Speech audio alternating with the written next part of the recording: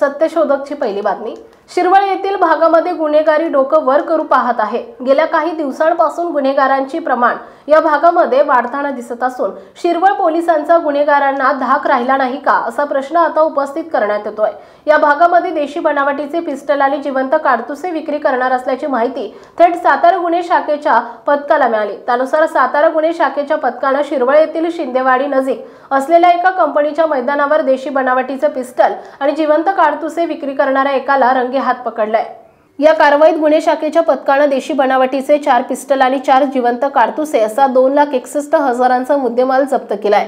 या प्रकरणी अरुण मोहन पाटील पोलीस हवालदार स्थानिक गुन्हे शाखा सातारा यांनी शिरवळ पोलिसात फिर्याद दिली आहे। पोलिसांनी दिलेल्या माहितीनुसार दिनांक 2 डिसेंबर रोजी गोपनीय बातमीदारामार्फत सातारा गुन्हे शाखेच्या पोलिसांना शुभम उर्फ सोनू अनिल शिंदे आणि त्याचा साथीदार दिग्विजय उर्फ सनी देसाई हे शिंदेवाडी तालुका खंडाळा जिल्हा सातारा गावच्या हद्दीत सातारा ते पुणे जाणाऱ्या राष्ट्रीय महामार्गाच्या सर्व्हिस रोडवर प्रणय ॲग्रो कंपनीचे कंपाऊंड जवळ देशी बनावटीचे पिस्टल आणि जिवंत काडतुसे विक्री करण्याकरिता येणार असल्याची माहिती मिळाली।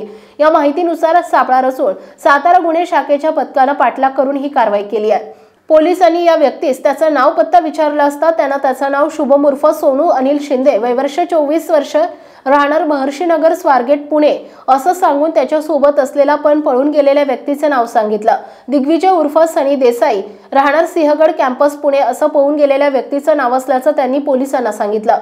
पोलिसांनी शुभम उर्फ सोनू अनिल शिंदे याला बेड्या ठोकल्या असून त्याच्या ताब्यातील साहित्य कारवाईत हस्तगत केले आहे। तसेच फरार व्यक्तीचा शोध पोलीस घेत आहेत।